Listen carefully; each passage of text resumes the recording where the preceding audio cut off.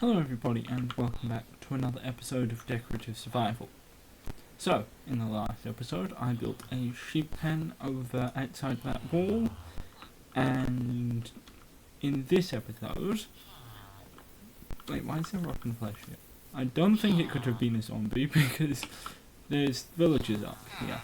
But, anyway, the thing I was planning on doing over here, I've decided that I don't really want this and I have no good idea for anything that could replace it, so I think I might just remove it, considering how squeezed in both sides it is. So yeah, I'm going to go and do that and then I will be right back. So, although this house was technically here, and removing it does create a little bit of space, that space isn't actually large enough for any other house. Might consider putting some vegetation here, but apart from that, there's not going to be any house that replaces this. I think I covered that already though. Alright, so I am back, and as you can see, that building has been removed. I'm not even sure what building it would really be called.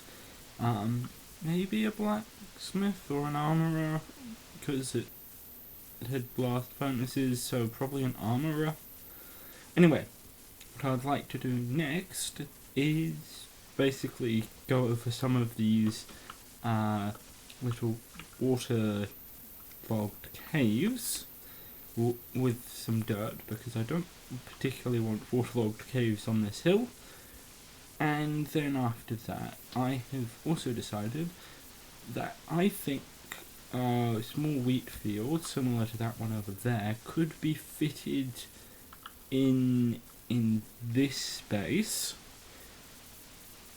So yeah, I would like to do that. And yeah, I'm going to do that and then I will be right back. Alright, so I've been meaning to cover over these waterlogged caves for quite a little while because they just annoy me quite a bit, but I didn't think it was really long enough to warrant its own separate time lapse, which is why I also wanted to build this field over here. And I'm planning on building quite a few more fields and animal pens.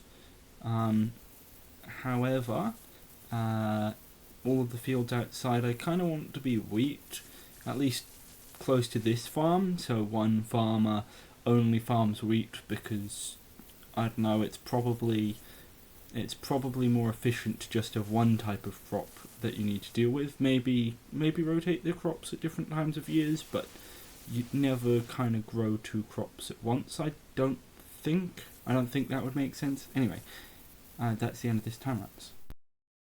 Alright, so I am back and here is the field. And of course there are no holes into water-filled caves as well. So yeah, that's that. This field has 2 trapdoors in it, and yeah, it's growing. I had to harvest some from this field. So in here there's not actually that much empty space left, but apart from here, and there's one thing that this village is missing, which is a church. So I would like to build a church here. So I'm going to get started on that and then I will be right back. Alright, so this is going to be the final space that is used in the interior of this village. So basically that means that all of the buildings here are finished, because there's really no more space to put any other buildings.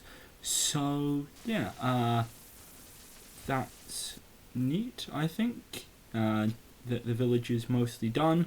There's probably going to be some vegetation and other stuff that I'll need to add in later. Anyway, so I decided to make this rather tall, and I didn't feel like it looked all that tall until I put the roof on, and then I noticed that actually it was rather tall. So I don't know. I think that is probably nice for this building. Churches do tend to have quite high ceilings, but might still be a little high. I don't know. I'm probably going to leave it as it is because it's probably not worth it. Anyway, I'm building the bell tower right now, and I just need to go off and buy a bell, which cost me 36 emeralds because I wanted a working bell and not a gold block. Very expensive, and I'm slightly annoyed that there's no crafting recipe for a gold block, but for a gold bell, or any other bell because there aren't any. But yeah, I would have really liked to be just able to craft it. Alright, so I'm back, and this is it. It's rather tall, being taller than the inn, so I decided to go with a roof design where there's no attic, because why would there be? And yeah, it's just mostly like most of the other houses, although most of the other houses don't have two sets of beams. They usually just have one, like this, and mostly for the attic they don't even have one. Anyway, that's probably the final thing I'm gonna do this episode. So yeah, thanks for watching. Please like and subscribe, and yeah, goodbye.